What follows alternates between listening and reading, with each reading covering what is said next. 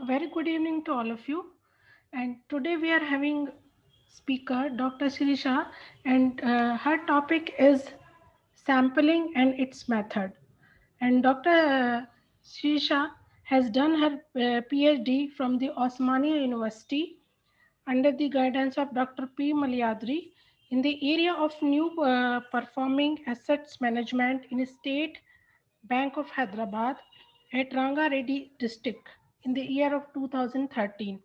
And now she's working presently she is working as a lecturer in Telangana Social Welfare Residential Degree College for Women, Warangal. And she has worked also in as associate professor in ITM Business School, Warangal, from April 2007 to March 2019. She has worked for as a lecturer for 8 years in David Memorial Institute of Management, Hyderabad. And she has worked as a trainer for ICICI Junior Sales Officer also. And she has conducted, she has uh, handled so many courses like financial management, cost and management, accounting, managerial accounting for decision making, research methodology, financial markets and services, investment banking, business organization and management. She is guiding students and NGO projects, summer intern projects, and capstone project also. She is having administrative experience also, managing editor for WIM, Journal of Management, from 2014 onwards, student activity coordinator from 2007 onwards.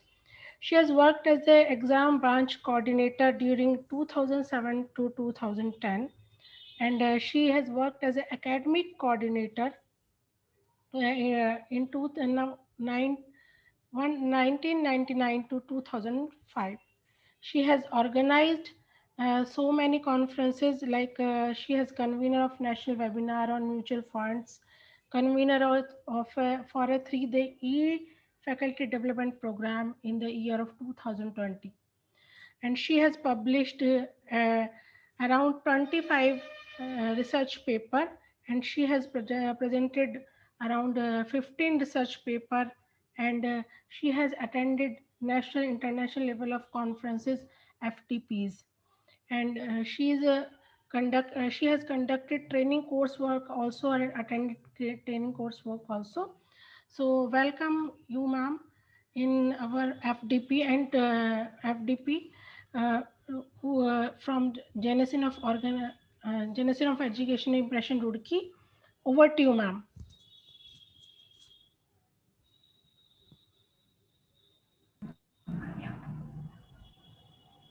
Wait a minute, ma'am. Yes, ma'am. Yeah. Now you are host, ma'am. Yeah. Thank you, Ms. Garima Sharma, for such a nice introduction about me. And today I'm very happy to associate and connect with Genesis of Educational Impressions Roorkee. And I welcome all the participants for today's session. Now, before I start or go into depth of today's session, let me ask you that suppose if you want to buy a bag of rice, that is rice bag, then what you will do? You'll go to a shop and you will take a handful of rice in your hands and you'll check how the rice is. Then you will decide whether to buy it or not. Or suppose, guess you have invited me and it's my pleasure. I came to your house, you offered me a cup of tea, and you want to test the sugar levels. Then what you will do? You'll take a small portion and you'll test the sugar level.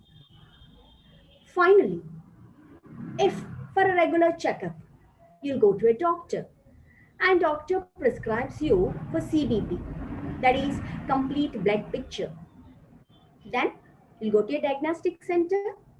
As you all know that in a human body nearly will have some 5 to 6 liters of blood. So when you're giving a CBP test, they will take hardly 5 to 6 milliliters of blood from our body and they will test it. Now, what you're observing in these three examples, what is a common thing? That if you want to test or if you want to check anything, we need not see the whole thing. Only we are going to take a small portion out of it. So that small portion is called as sample. So, my dear participants, today we are here to have or to discuss about the sampling design and its methods. So today's title is all about sampling design and its methods. Just give me a couple of seconds. I'll be sharing my PPTs with you.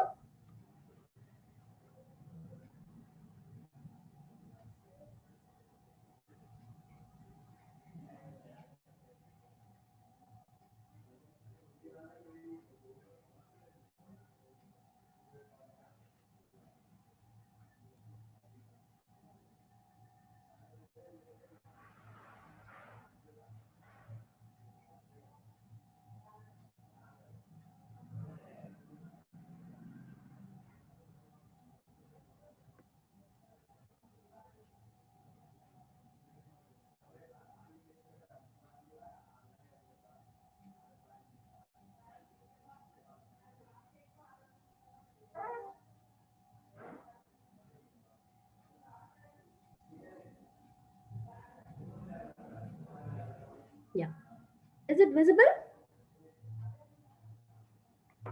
Yes, ma'am. Okay, fine.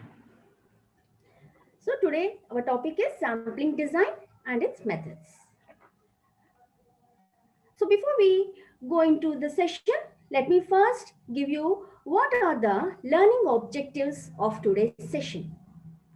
That is, first and the foremost thing is to understand the difference between population and sample. Then, to know the reason for sampling, to have an idea about a good sample, to gain a knowledge about sampling process, to develop an understanding about different sampling methods, to distinguish between random sampling techniques and non-random sampling techniques, and last but not the least, to discuss the relative applicability, advantages, and disadvantages of each sampling technique. Now, let us start the session with the first objective, that is to understand the difference between population and sample. Now, in the picture, you have seen that on the left hand side, a capital N is denoted, which is a population, and on the right hand side, a small portion that we have taken from the population, which is our sample, which is denoted as N. So to have a more clarity about these two terminologies, that is what is population and what is sample, I would like to give you one example. There is one girl called as Anaga, and she wants to do a research on the stress levels in the college students of India. Now, if you want to study this, then she has to go and meet each and every student. Now, practically, is it possible? I don't think so. So, what she will do? Out of the total population that she has, that is the total college students, she will be selecting a few students for her research study. And she will draw some conclusions. After studying, she'll be developing some inferences, and those conclusions which she developed from the sample that she has selected is generalized to the population. So here in this example, the students whom she has selected for her study is considered as a sample, and the whole students of the college is considered as a population. So I hope that with this example, you have some idea, a clarity between what is population and what is sample. Now you may get a doubt that Before that, I just want to show you that what is a sample. Sample is a small group of members selected for a population to represent the entire population. That means whatever sample we are selecting, it should represent the entire population. And basically, it is a subset of population. Now, what is population? Population is the larger group from which individuals are selected to participate in a study. So in our group, in our example, the college students is a larger group, it is a population. In other words, population is a group from which a sample is drawn. So exact population depends on the scope of the study. Now, you may get a doubt that when we have to go for a population study and when we have to go for a sample study. So let's see here sample versus population. Or you may get a doubt that why we should go for sample, why not population? Suppose for example, you take the present situation. I guess you all have understood about what I'm talking about. It is none other than the pandemic situation that we are facing, that is COVID. Now, millions of people are affected with this COVID, and many companies came forward to have a vaccine for this COVID. In this trial process, they selected a few persons who have been affected with COVID and they have trialed their vaccines on them. Now, if they want to study a population, that is whole millions of people who have been affected with COVID, is it possible? No. Why? Because it takes time, it is a time consuming, and it is too expensive, and within a stipulated period, they may not complete their target. So here, when a group of members is very large, then it's better to go for sample, because sample will save the time and it save the money, and within a prescribed period of time we can draw the conclusions. Now, to have a more clarity, I'll give you another example and to make the session more lively with the examples. As you all know, in the introduction, madam told that I'm working at Telangana Social Welfare. So nearly we have in Telangana, in different districts, we have 30 degree colleges and we have thousands of students in those degree colleges. Suppose if I want to conduct a study to know about the performance of these degree colleges. So here my population will be all the students of 30 degree colleges.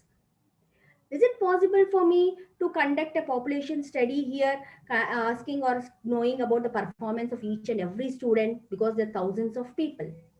No. Then what I'll do in this situation? I'll take only a sample of the students of these 30 degree colleges. Then I will conduct a study. Now the same case, if I want to study only to the extent of my college where I'm working.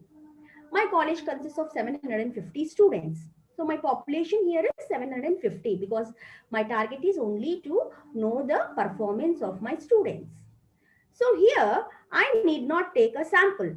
I can go for a population study. I can study all the 750 students' performance.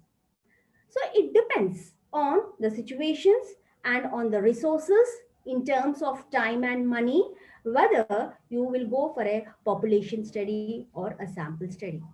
But mostly because as all these resources, that is time is very precious and even money is very precious, so we will mostly go for a sample study.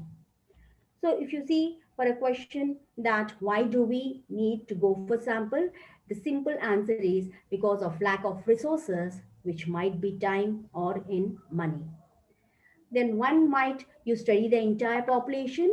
Generally, when population is small, when you have lots of resources in terms of time and money to conduct research on the population. Now here we are saying that we have to select a portion which we consider it as a sample from the population. Now the question comes into your mind that how do we going to select the sample from the population? So here comes the concept, that is sampling. Sampling is nothing but it is a process of selecting the sample. So sampling is the process of selecting observations to provide an adequate description and inferences of the population. In other words, sampling is a method that allows researcher to infer information about a population based on results from sample without having to investigate every individual in the study. So the advantage of sampling is that it reduces the cost in terms of time and money. Now, when we know that sampling is a process of selecting a sample, then the next question is, can we select anything as a sample? No. We have some characteristics. So, what are the characteristics of good sampling? If it's not just enough that if you take some small portion of the whole population, then you can say that it is a sampling. No, the sample must represent the population correctly. What does you mean by correctly? Now, just remember the example which I have given about the COVID situation. What is my sample? That I'm taking a sample from those population who have been affected by the COVID. Out of the millions people who have been affected by COVID, that is my population, and from that I am taking the sample. But if I take from the whole others, like the people who are affected from the COVID and who are not affected from the people who are not affected from the COVID, then that is not a true representative of the sample. That means we can say that the sample is not truly representing the population. So take care when you're selecting the sample that it should represent the population correctly. Then it must be free from bias. That means when you're selecting sample, don't show any partiality. There should not be any personal elements involved. It should free from bias. Then only we can say that that sample is a good sample. Then it must possess the least sampling error. Now, what is sampling error? In spite of taking lots of care in collecting or in taking a small portion, there is a chance that sometimes there may be a deviations from population. So 100% we can give an assurance that there won't be any sampling error. But as far as possible, we have to see that the sample that we have collected should have a minimum deviations from the population. So that is one of the good characteristics of a good sampling, having the least sampling error. Then the last one is it must be optimum in size. Optimum in the science means, suppose if your population is 1,000, then you may get a doubt that how much sample size I have to take. Is it 100, which is 10% of the 1,000, or is it 500? What should be the proper size? So you have to decide. There is a formula how to calculate sample size. At the end of this session, we'll be touching even that point also. So there we'll be discussing in detail. But remember that whenever you are having a sample, please keep in mind that your sample should have these characteristics. Now, we'll move on to the next one, that is sampling design process. First one, it is define population, then determine sampling frame, then determine sampling procedures where we have two types, that is probability sampling and non-probability sampling, then determine appropriate sample size and execute sampling design. The first one, define population, which we have already defined, which we have already discussed, that what is population, all that. Now coming to the second point, that is determining the sampling frame. What is a sampling frame? It is a complete list of population elements like people, companies, houses, cities, etc., from which the potential respondents are drawn, that is considering a set of items or events possible too. The lines and sentences may be a little bit heavy to understand. So to make it more easier, I'll quote an example for you. Suppose if a researcher is conducting on the opinions of the students at their university about the accommodation. So here, what is the population? Population is the whole students who belongs to that particular university. Now, when we are talking about the college students, what are the different traits, characteristics the students will have? One, the students may be of a different age groups. The students may belong to different disciplines like science and arts. The students may belong to different religions. They may belong to different community and so on. So all these elements, the complete list of population elements. So all these elements have to be included when you are selecting your sample. But sometimes what happens, in spite of taking care also, a sample frame error occurs.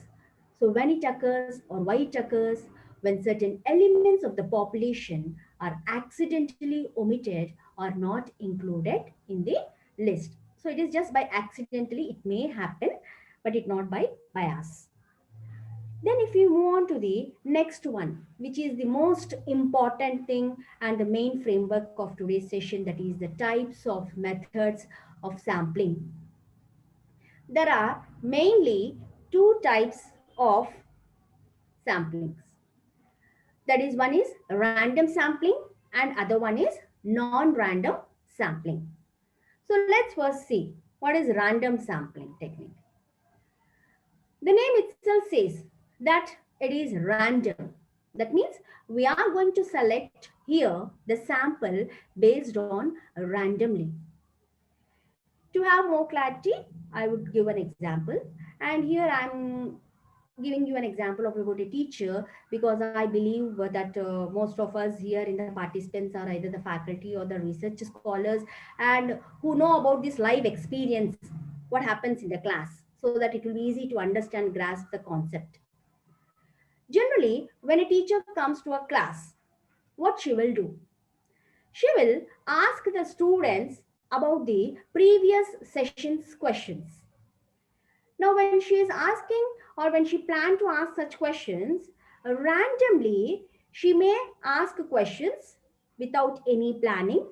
One student from the front bench, one student from the last bench, or one student from the middle bench. So here, in selecting, there is no bias, but it takes some time because she will think whom I have to select. Means not for bias purpose, just like, okay, first bench I already asked, so let me ask from the last bench, like that. Randomly she'll be asking and without any pre-plan. So when you are selecting a sample based on random, without any bias, and the most important thing here is that all the students have an equal chance of selection. So this method or this technique is called as a random sampling technique. So what is random sampling? It is means that selecting sample randomly without planning. That means selection is certain, that is sure, but without any planning, pre-planning. It means you are sure that you have to select. You're going to ask questions to students, but you are not having any planning that which student you have to ask. So here in the random sampling, it is based on the fact that every member of the population is known and equal chance of being selected, as we have seen in the teacher's example in the class. Then random sampling method is also known as probability sampling. This method is based on the theory of probability. That's why we call it as a probability sampling. Now, when you hear the term probability, you might have remembered your 10th standard maths, because that's the first time where we will hear this probability term. So just recollect it, what you might have learned in the 10th standard, that about the dash, flipping a coin, and most of the competitive exams will be asking this probability. That's the reason why this particular random sampling, that is also called as probability random sampling. In probability, there is a randomization, and generally in many competitive exams, they will ask a lot of questions on randomization, like if a dice is thrown, then what is probability of appearing 1? So 1 by 6 is probability. Or if if you flip a coin, there are 50-50 chance of getting head or tail. And if you flip a coin once more, again there is a chance of getting a head or tail is 50-50. Even if you flip a coin 100 times, the next time when you flip a coin, the chance of getting a head or tail, still it will be 50-50 in that case. So what I'm trying to say out of this is that the bottom line of random selection process here is equal probability. That is, you have an equal chance of selection. Then we'll move on to the next one, that is non-random sampling technique. In the non-random sampling technique, it is quite opposite to random sampling technique. What is happening in the random sampling technique? We are selecting a sample without any bias, but here there is a chance of bias.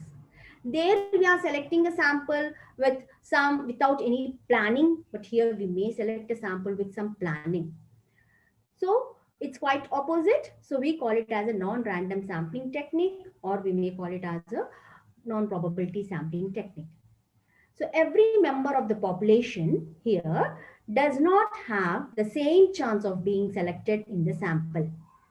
So here the samples are selected by choice, but not by chance, not based on probability theory. They won't have an equal chance.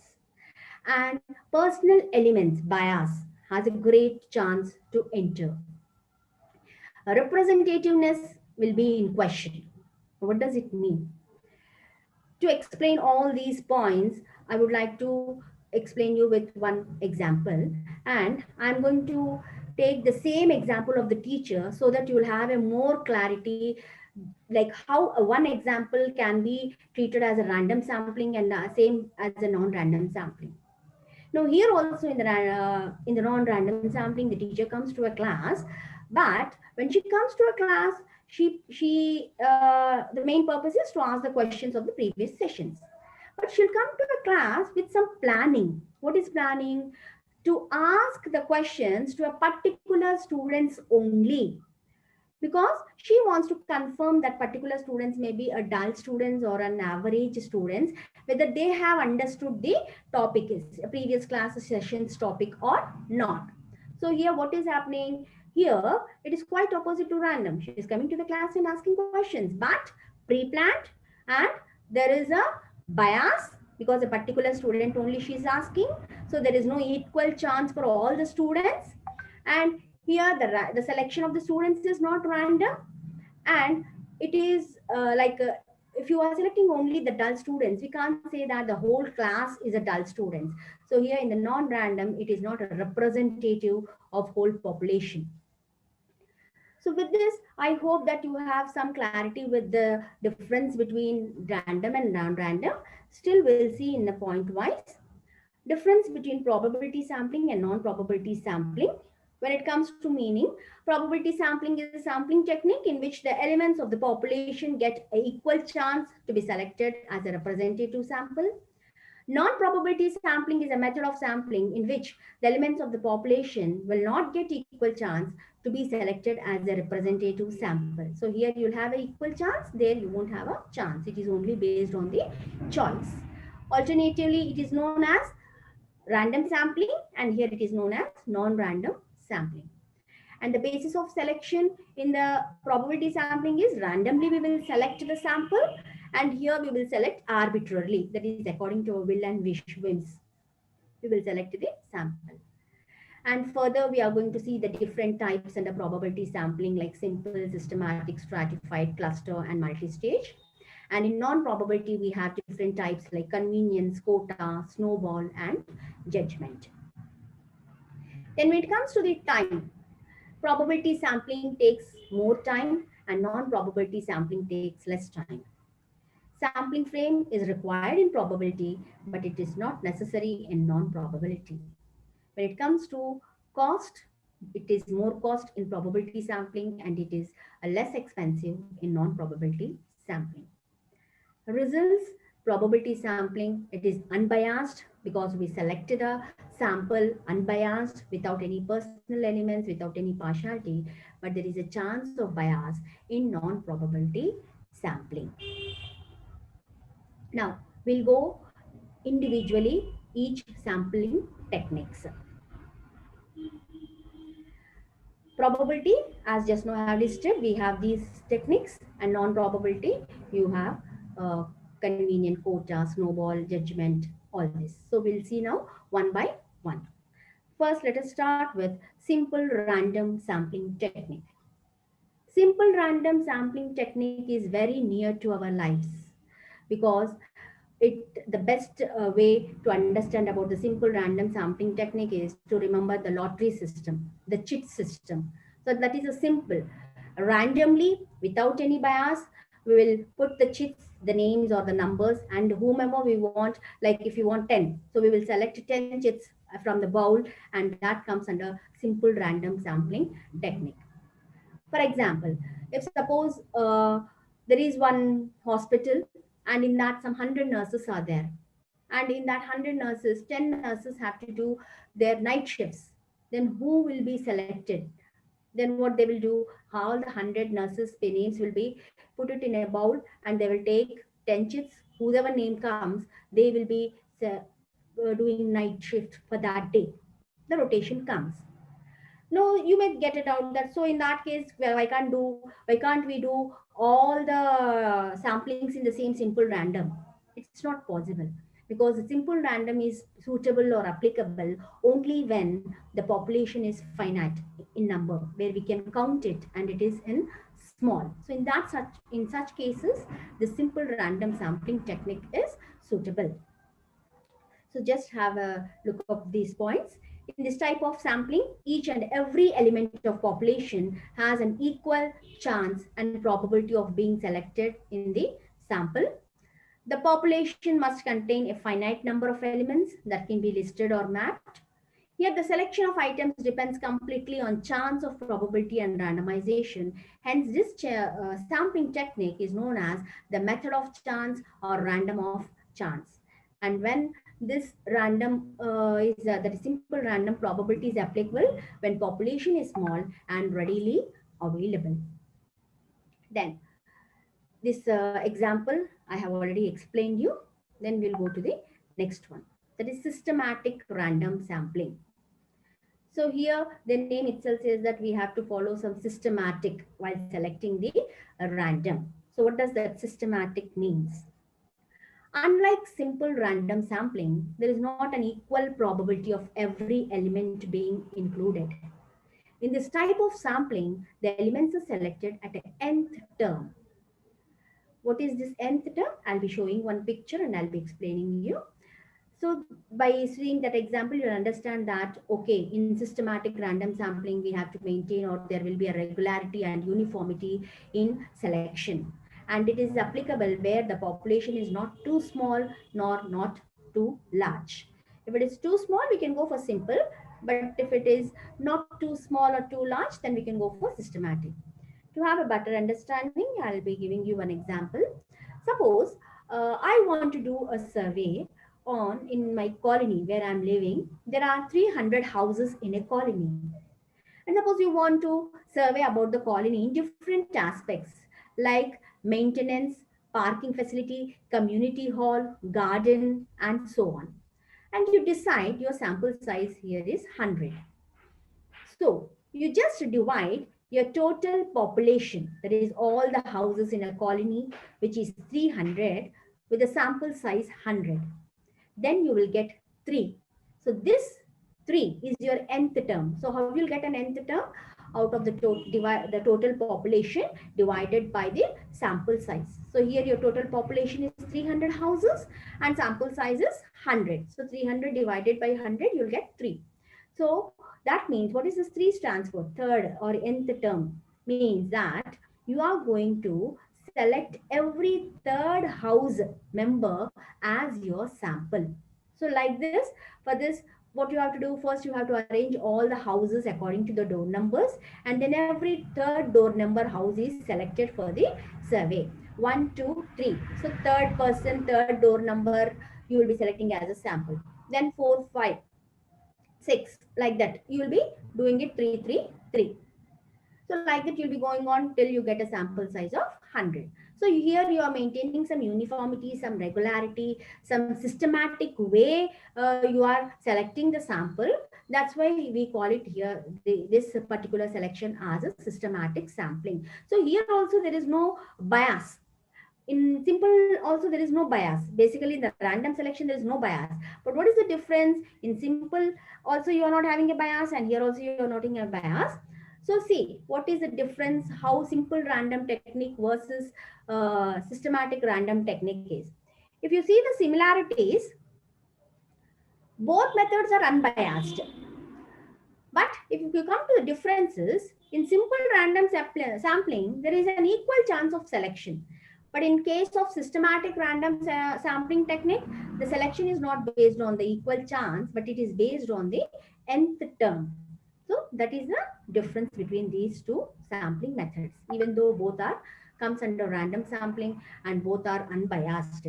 So you should have an idea that which technique we have to use.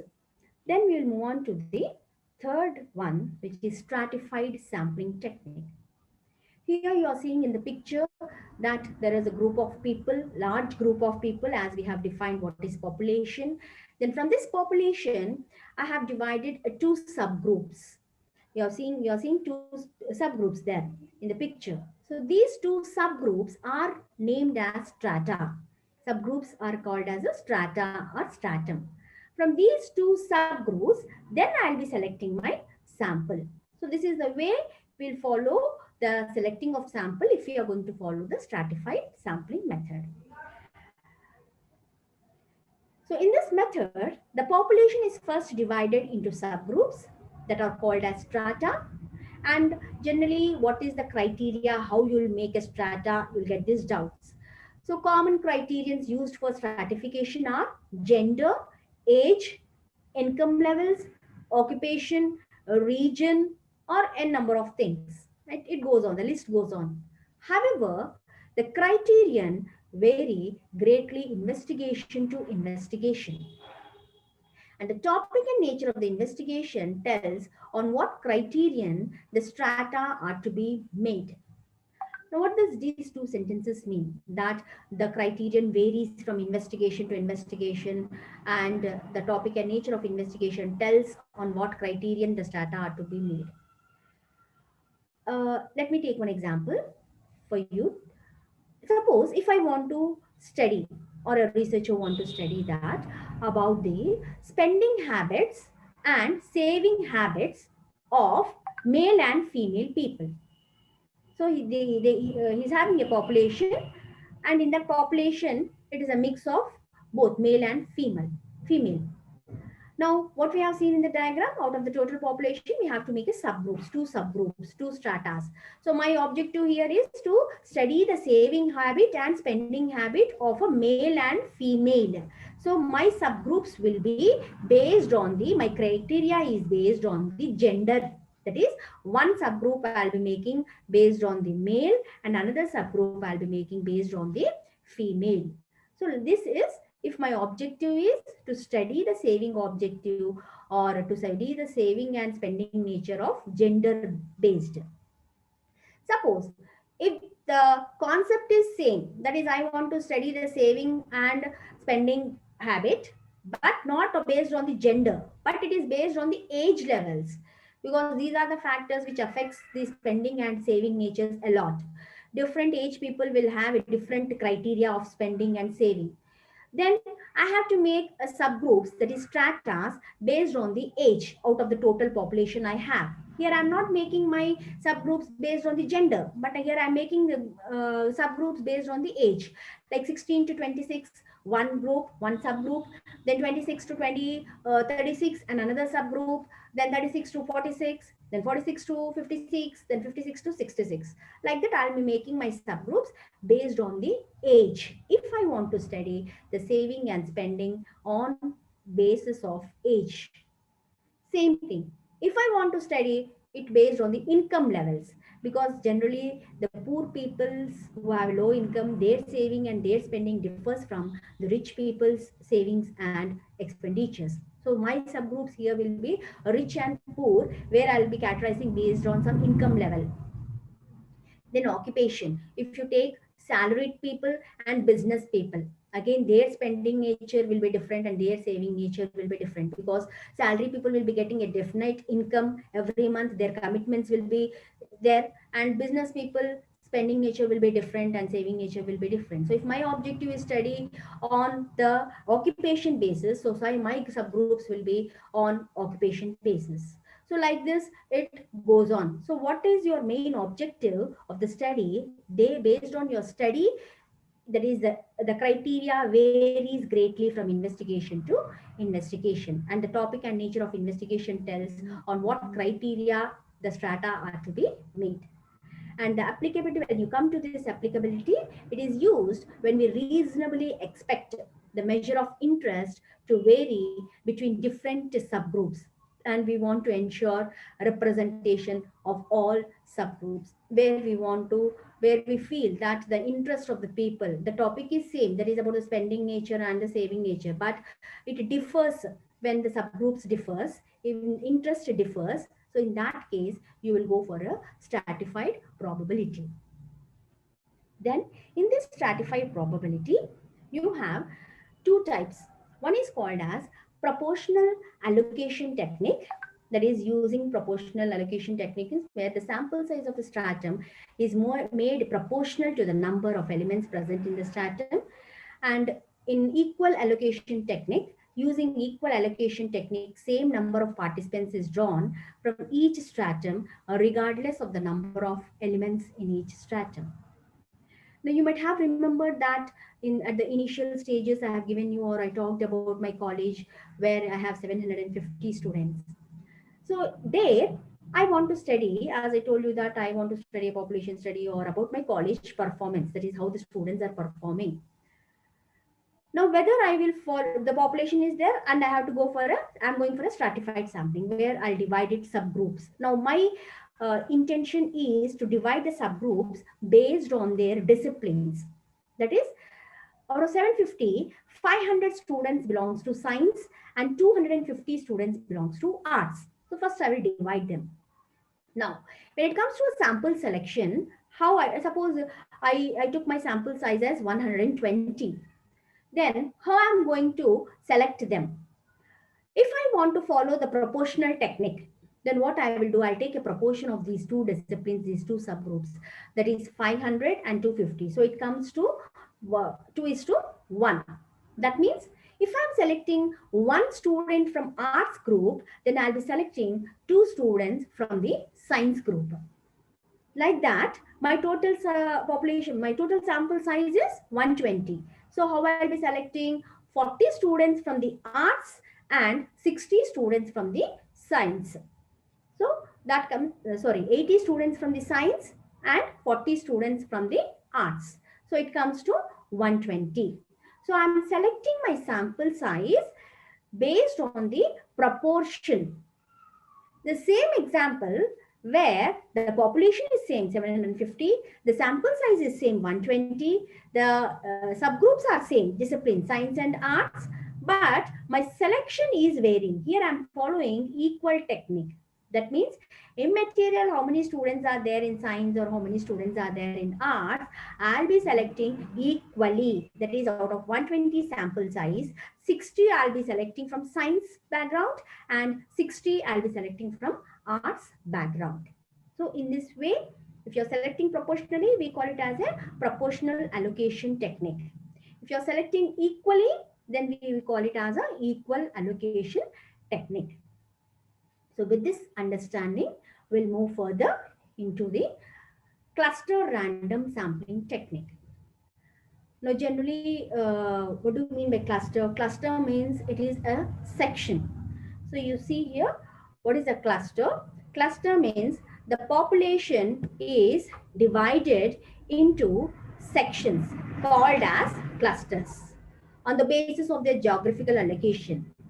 In other words, the group of elements residing in one geographical region is called as cluster, and sampling of clusters is called as cluster sampling.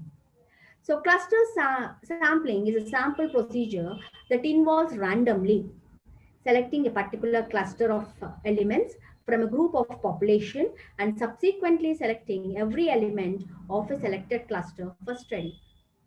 This will be more clear if I give an example. For instance, population spread over a country. And basically the main point to be remember here is that when the cluster sampling is used, that is when geographical area is very wide. That's why I said it is based on the geographical allocation, because it's very difficult to study when geographical area is very wide to cover all the population or a sample. So in that case, wherever the geographical area is very wide, we'll go for a cluster sampling. So for instance, population spread over a country is clustered up into states. So that is our first cluster. Then into districts. Then that is our second cluster. Then into cities, population spread over a city is clustered into towns. So like that, we'll be clustering it. We'll be making sections, states, districts, towns, like that. So that is called as a cluster sampling. And ultimately, where we will stop that cluster, from that cluster, we'll be selecting our uh, samples. However, for being truly representative sample, the selected cluster must capture the population. But whatever it is, you have to remember one thing, that whatever the sample that you are selecting, it should be representative of the population. Now, for example, here, if the selection of towns, only small towns selected, leaving behind the bigger towns, the sample is not going to be a true representative of the population, because we are selecting from the cluster of towns. So from the towns, we have to take both the towns into consideration, that is smaller towns and the bigger towns. And as I told you earlier, that this sampling technique is used when the elements of population are spread over a wide geographical area. Now, one more point you have to remember here, that like cluster sampling is also called as a two-stage sampling. Why two-stage sampling means, in the cluster stage, suppose for example, as I told you earlier that we have 30-degree colleges in districts. So in whole Telangana state, my first cluster will be the districts. I'll be selecting a few districts in which my colleges are there to study something on my college, like about the sports performance of the students, or results oriented or something. Then the first cluster will be the districts. Then again the second cluster will be the colleges that I'm selecting from that districts. So I'm going for only two stages. So this is called as a two-stage sampling. So cluster sampling is also called as a two-stage sampling. Now, to have a clarity between stratified and cluster, in stratified sampling includes from each strata, but in cluster sampling, sampling includes elements from only one selected cluster. With this understanding, we'll move on to the last technique of the random sampling technique, that is multi-stage random sampling technique. This is just an extension of the cluster sampling technique. In the cluster sampling technique, we said that it is a two-staged, but here we'll go for a multi-stage, not just two stages, we'll go further.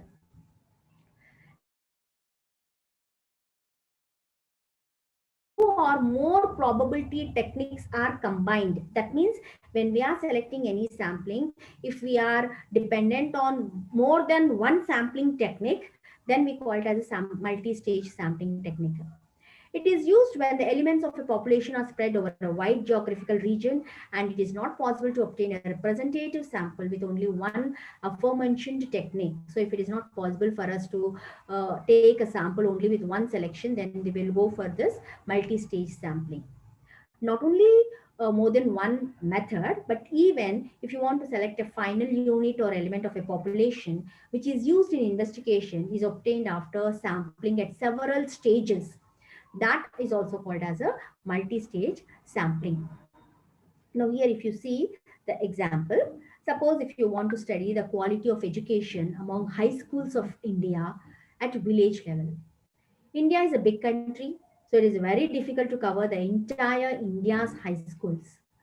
So to make the study easy, the researcher divide the areas like states of India, first cluster, then districts within the selected states, second cluster, then cities within the selected districts. Here I'm using the word cluster only because cluster means only two stages, but if I'm expanding it more than two stages, then I call it as a multi-stage. then villages within the cities that are selected. Now, from the villages that you are selected, you will select the schools, and from that schools, you will select the sample. So that means the bottom line here is that to select a sample, when a geographical area is very wide, you have to select a sample by passing different stages, multi-stages. That's why we call it as a multi-stage sampling. And we said another point also that in this multi-stage sampling, you will use more than one method. So if you see here from 1 to 10, the numbers. So total we have our colleges, junior colleges, now I'm talking about the junior colleges, in 10 districts. And these 10 districts are divided into two regions. One is southern region and other one is northern region. So in the southern region, we have 1 to 5 districts in the southern region and 6 to 10 in the northern region. So if I want to study again the population, then what I'll do about all the 10 districts, colleges, then I will divide this population based on the stratified sampling. First, I will go for stratified sampling because I want to cover all the regions, south as well as the north. So I'm dividing the population into subgroups, stratas, based on the regions here. You just recollect in the stratified sampling what we said, the criterion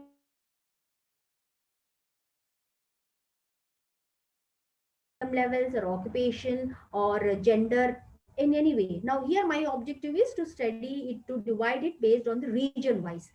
So first 5 I will take it as a which comes under southern region, and 6 to 10 is a northern region. So I'm dividing my total districts population into two regions, two subgroups, two stratas. That is stratified sampling I'm following here. Now next, if you see the number 1, it is a blank. That means that that particular district has only one college. So anyhow, I'll take that one college into my sample study. But if you see the district 2 in the southern region, you have 3 colleges. I'm not going to take 3. Then in 3, that is district 3, I have 4 colleges. Then in the district 4, I have only one college. District 5, one college. Where it is white color screen, that means there I have only one college. So anyhow, I'll take that for my study. Then in the northern side, if you see, district 6 has 3 colleges, district 7 has 5 colleges, and 8, 9, 10 is having one college. So now what I will do is, total 15 colleges are there in district 2, 3, 6, and 7. And I am thinking that to take 7 as my sample. So what I'll do, I'll put all these 15 colleges list in a bowl. So which method I'm following here? Simple, because when I can go for a simple random, then the number is finite when the population is small. So I'll take the chits, 7 chits. So first chit number I got it is 1. So 1 means that belongs to district 2. Then next I removed another chit. Then I got number 2. So number 2 college also belongs to second district. Then I removed another chit. Then I got number 7. So 7 belongs to the third district. Then again 10, like that the process goes. Then I'll be from that particular, I'll be selecting the samples. So what I'm doing here, out of the total population, first I'm dividing them into stratas, subgroups based on the regions. Then from each region, again I am taking the simple random sampling method I'm following, and I'm selecting my samples. So here I'm following, to select the sample, I'm following more than one method. That's why it is called as a multi-stage sampling. So with this, I hope that you got some clarity between the different techniques that are there under the random sampling technique. Now we will move on to the non-random sampling techniques. Under non-random sampling techniques, the first one is judgment non-random sampling technique. Judgment. When you have viewers judgments, it is also called as a purposive. That means the researcher will have some purpose to do a research. So keeping his purpose in mind, based on that, he will be selecting the sample. So here there is a chance of bias. So what is a judgment sampling? Judgment sampling is a non-random probability sampling technique. It is evident from the term itself that in this technique, the sample members are chosen only on the basis of the researcher's knowledge and judgment. It is also called as purposive sampling or authoritative sampling, because here the researchers select the sample with some specific purpose, and they choose specially target individuals with certain characteristics. So it's a pre-planning what characteristics a person has, whom they have to select. All these are pre-planned, and in selecting they'll show some bias. That's why this comes under a non-probability, because we have seen in the first slides what is non-probability means: a selection which is based on the chance of bias, and where it is the random selection is not done, and where a pre-planning is done. So all these traits we can see in the judgmental. That's why we consider it as a non-probability. Now, if you see the example, consider a scenario where a panel decides to understand the effect of smoking is lung cancer. So the researcher selects purposively smokers as his sample. That is, who is using cigarettes. Why? Because for this study, if he selects non-smokers, that is, who is not using cigarettes, then there will be no use. So purposively, the research is selecting smokers as the sample. So it is considered as a purposive sampling, non-random technique. Then if you move on to the next one, that is convenience non-random sampling technique.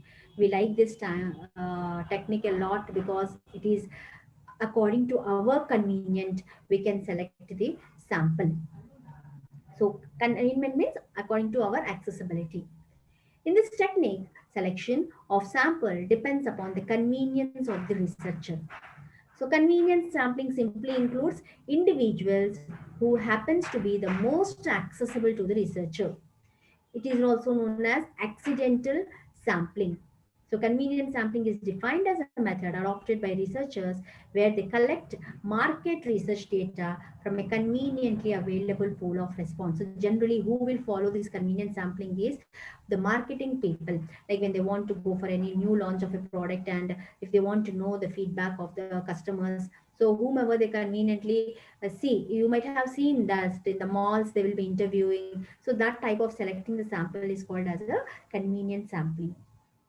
If you see the examples, a basic example of a convenient sampling method is when companies distribute their promotional pamphlets and ask questions at a mall or on a crowd street, or a business use this sampling method to gather information to address critical issues arising from the market. They also use it when collecting feedback about a particular feature or a newly launched product from the sample created. So all these examples comes under convenience sampling. Then quota, non-random sampling technique. You might be very much aware of this quota, because we will hear this word quota a lot in the colleges, like reservations. Quota, seats quota based on the sports, based on the some criteria they will be having it. Same way, when you are selecting your sample by keeping some criteria in your mind, like some quota in the mind, then such type of selection is called as a quota. And generally, who will follow this is for the recruitment purpose. You might have experienced this, like in the placements. They will say that if you want to select, they want to select some 100 students from the college for a placements, then they will say that 50% male and 50% female. So the selection process depends upon the quota, that percentage, that reservation.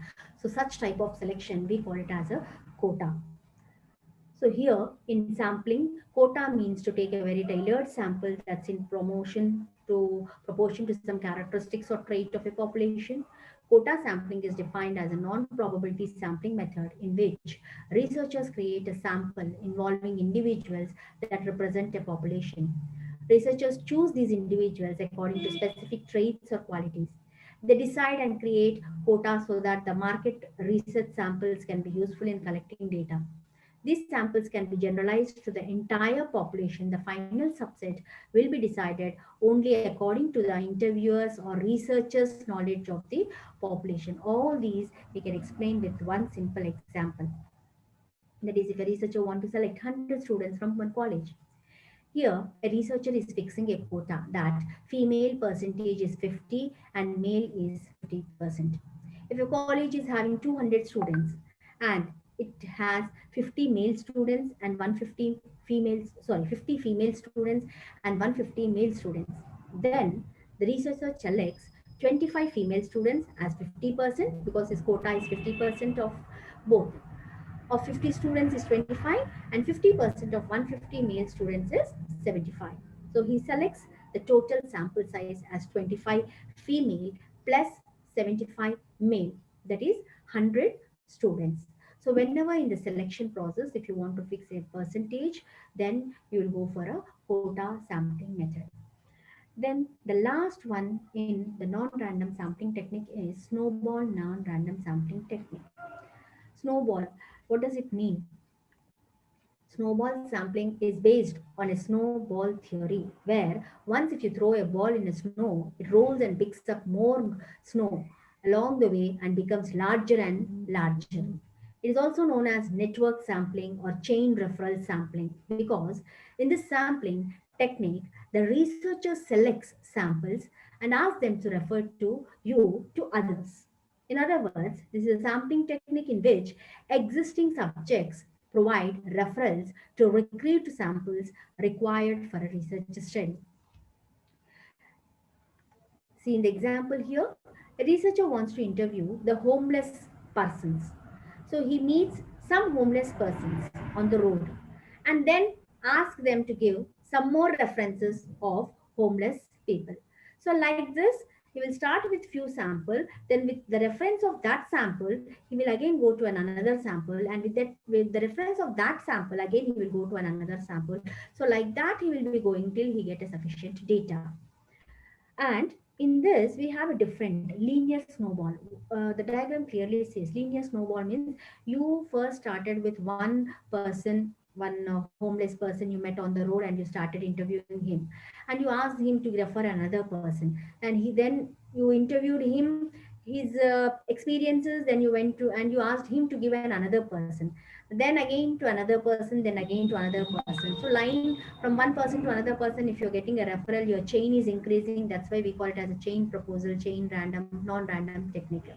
So this is no linear snowball where you're getting a references from one to one, one to one, and one to one. Then you have an exponential non-discriminative snowball. That means basically you'll start your research with one known person, maybe regularly whom you will see at your home, near your home, one homeless person every time sitting there. So you'll start your interview with that person. Then he may give a two other persons references. Then that two other persons may give another two other reference persons. So like that you'll be collecting the data. So that type of collecting is called as a non-discriminative snowball. Then exponential discriminative snowball is from one you are selecting two. In that two, it's not necessary that the second one will respond you properly, because in snowball technique the cooperation is more. We should get a cooperation from the opponent because it is a dependent study. So if you see here, we have started with one person, so that person has given two referrals, but in the two referrals when you approached, one referral only has given a reference to another reference, but another person has not given. See the red one.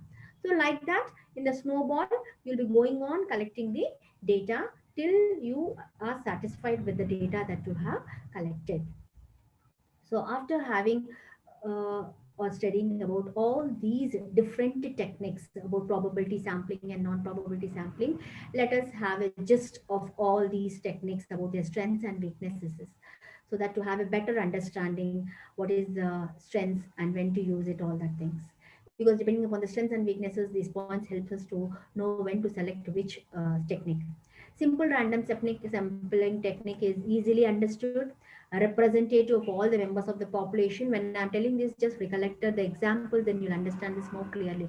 That's the reason why I have given you to make a session more light, more examples as far as possible for each and everything. Because sometimes the definitions may look heavy, but the concepts and the examples will make us to understand that concept or technique very easily. So weakness, not possible without complete list of population. So if you want to go for simple random sampling, we should have a complete list of the population. That is the weakness. But the strong point is that easy to understand, and whatever the samples that you are selecting, it represents the whole population. Then systematic sampling, easy to analyze the data, but sometimes ordering elements may create a bias. There is a chance. Like in the colony case, I said that I'll keep all the colony people in a door wise, number wise. But some people may not do that in a number wise. So they will just put it from the gate, whichever the first house is coming, like that, they will put it and they will take it. So that they want to get information from whom they want to get it. So there is a chance of a bias there, a little bit. Then stratified sampling includes all subgroups, that is the great strength point, but requires greater effort. Strata must be carefully defined. It's not just sufficient if you know your objective, that okay, my objective study the saving and spending techniques, but it should be more clear that on whom you have to study that, whether it is gender based or age based or income level, or what is your objective. Then cluster sampling useful when geographical area is large, and but it is difficult to compute and interpret the results, and more complex to analyze data and compute sampling errors. So these are the differences with for probability sampling. When we move on to the non-random, convenient sampling, least expensive, least time consuming, most convenient, helpful for pilot studies. This is important because as most of you are, I think you are the researchers. So when we go for a final study, first we'll do a pilot study, a draft study, so that if we want to make any changes, then there we can do it.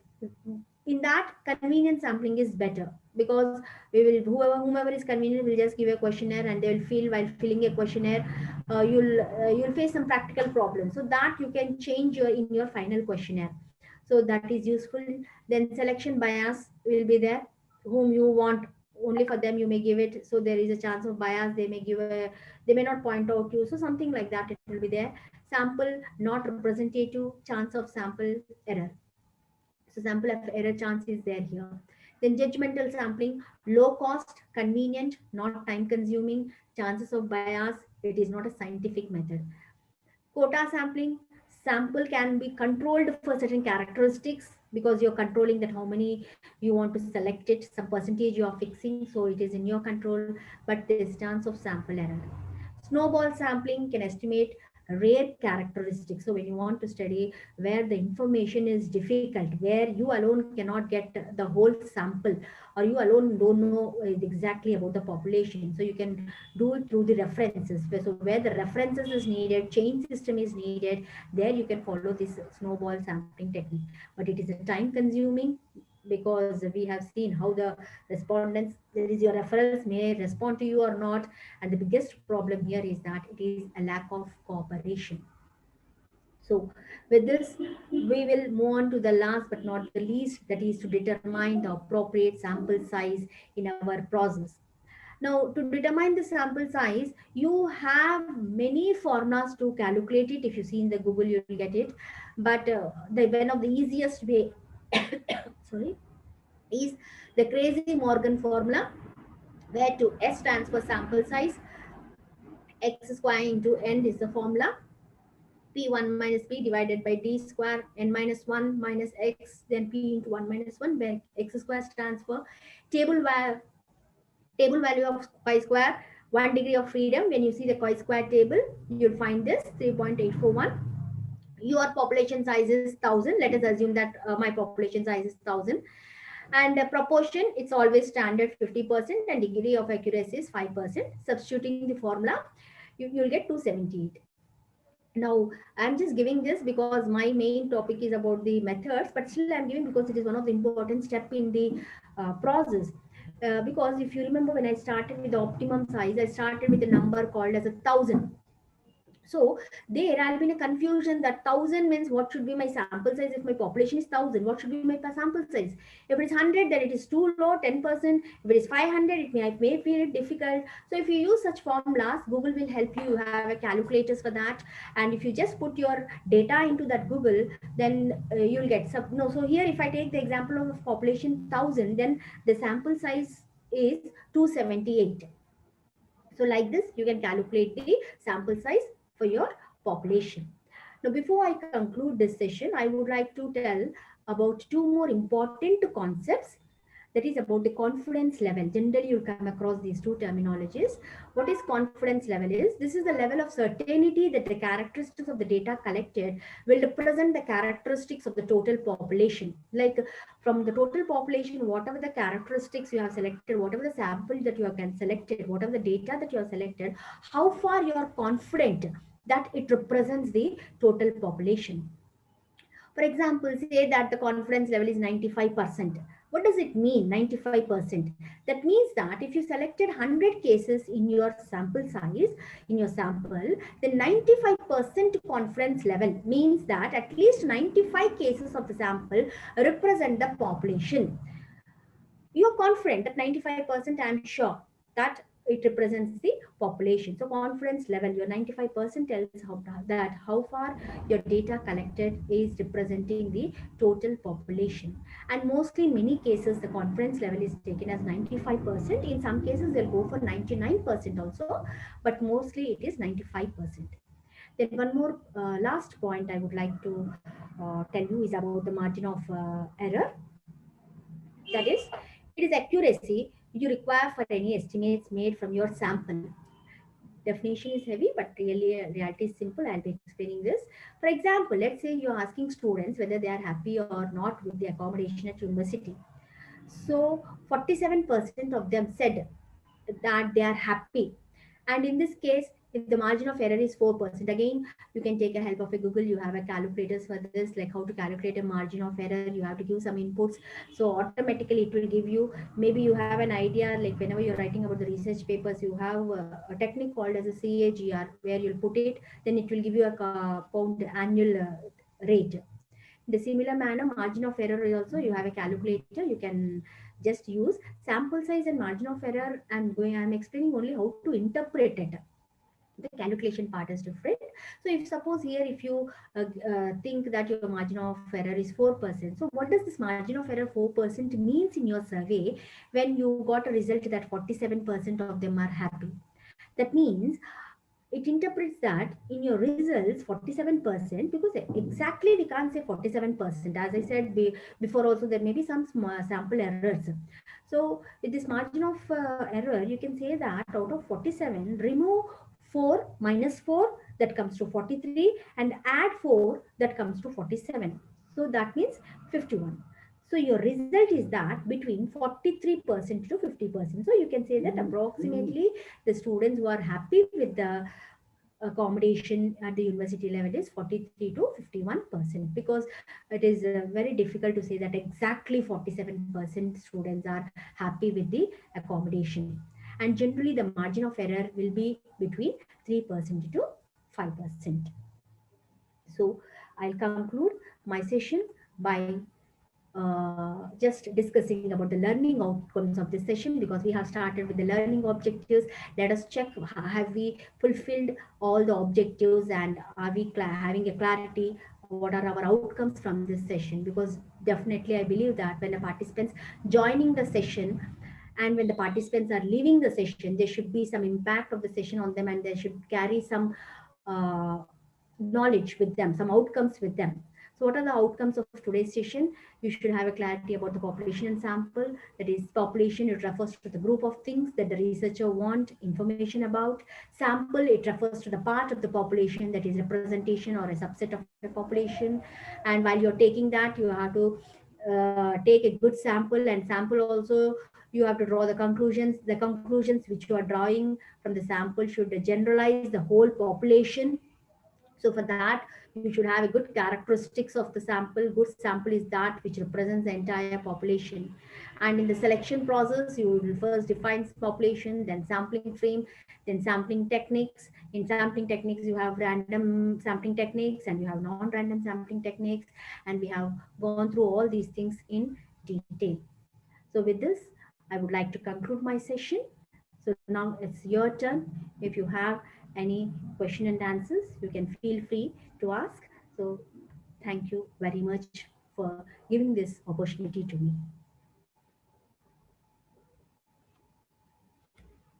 Thank you, ma'am, for the wonderful session. Now is the question and answer session from the participant side. if you are having any question, you can ask.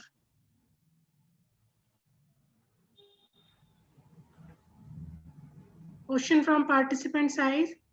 If you are having any question, you can ask from ma'am. Hello. Yes. Yes. Hello. Is it audible? Yes, I'm ma'am. Jolly Anju. Hello. Ma'am, it is a really wonderful session. Dr. Srisha ma'am, thanks a lot. I am from Arunachal Pradesh. Okay. Ma'am, I have a confusion actually in my research. I have joined actually as a research scholar. Ma'am, can we use this probability and non-probability sampling in one research work? Both means. I am That's a little very bit confused, ma'am. Hence, I am asking you. okay. You Hello. feel free to ask. It's a very good question, wonderful question. See, basically, what happens is such type of technique we also have, which we call it as a mixed sampling technique or a complex sampling technique, where we are Okay. using both random sampling techniques and non-random sampling techniques. We can use. There's no hard and harsh rule that we can't use. But the Okay. problem here is you should know that when to use. See, suppose if you are doing any informal studies, or suppose if you are doing any study, any research for a business purpose, then you can go for this mixed. Okay. Because the reason is when you are mixing, you are going for a non-random also. Non-random means which where we have a bias and some characteristics are there which is not scientifically acceptable. So as far as in the research purpose, for the PhD purpose, if you are doing it, generally it is not suggestible, because research means generally it is expected that you have to do it a scientifical manner without any bias, and where you will have a equal chance of selection.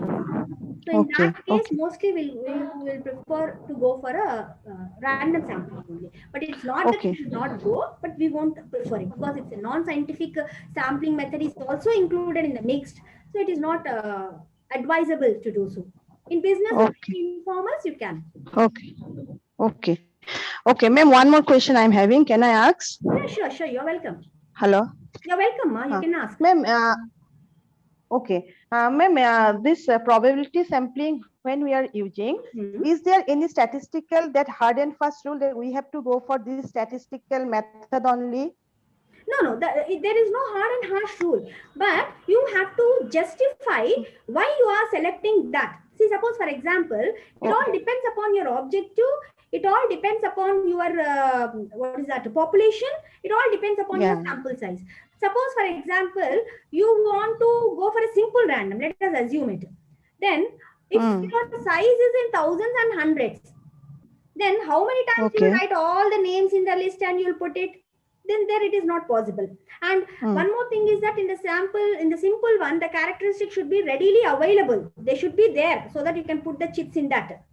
So that is not possible. If you go for systematic, if it is the population is in thousands, how many times you can go do nth term, nth term, nth term, nth term? It's not. Yes. So the better one is to go for a stratified, where you go for a subgroups. Okay. Cluster is also okay, but as we see in the disadvantages in the cluster, that it is more difficult to compute. More multi-stages we have to go for, and more sampling errors chances are there. So generally, stratified is the best one. Okay. Thank you, ma'am. Thanks a lot. You're welcome. Thank you, ma'am. Yeah, with the permission of the director, Yes, I am Dr. Malyadri. Yes, sir. Resource person come participant.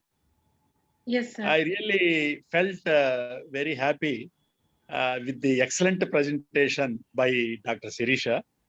In fact, the fresh research scholars may also understood the impressions given by Dr. Sirisha. Now I wanted to share my experience with regard to sampling, how the research scholars, because I evaluated many number of theses, more than 100 theses. Many scholars, they may specify the number of the sampling number, maybe 500 or 600, and they may mention the selection procedure also. means the sampling technique they mentioned many theses, but unfortunately, how they derived the number, say for example 500 sample. Why 500? Why not 600? Such a question arises. So the selection of 500 or 600 was not at all mentioned in their thesis, majority of the thesis. So I request all the scholars, please be careful while selecting the number.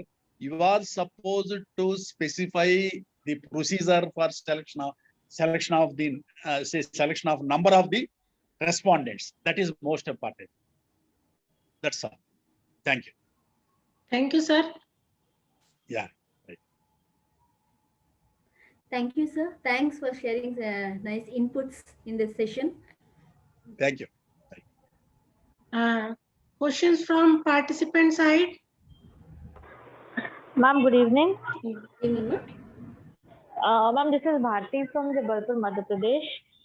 You explained so very well, and I want to question apart from this, whatever you have presented. Yes, I want yes, to. yes. Can you give me a little bit about the chi-square test? Yeah, chi-square test, actually that is a formula you have. See, as I told you in the introduction, is when if you want to derive the sample size, I have taken, just to explain you, like just now as sir said that many of the research scholars, they will tell this is my population and this is my sample size, but they don't tell that how they have arrived at it. So Yeah. there are many tools and techniques, many calculators. If you press it in the Google, you'll be getting a list of the calculators. But out of all those things, this sampling determining technique is very easy.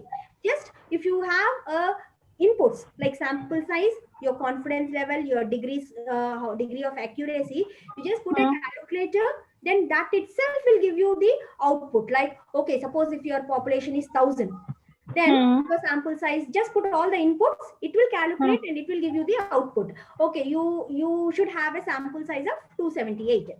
So this is the best technique. That's why I'm giving you one of example. So if you really want that in how to determine what are the other techniques, then it takes time, because there are many techniques. You explained so very well, ma'am, that I need to understand more and more from you. Thank you, ma.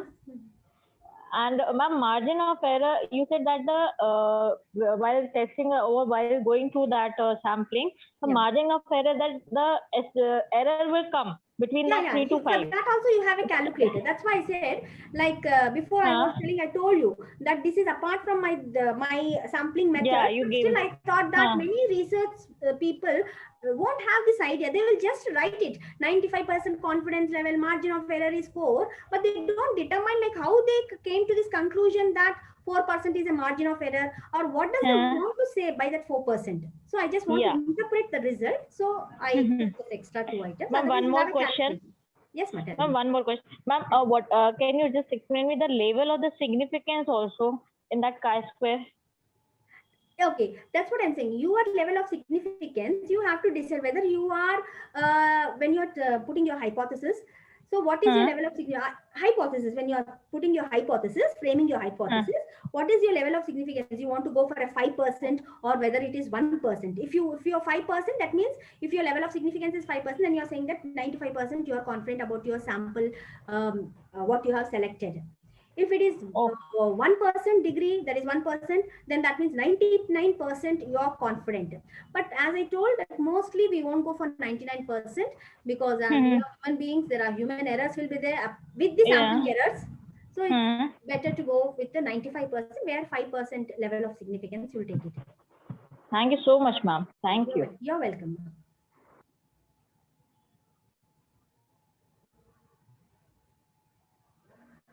Yes, any more questions? Any more questions? Hello?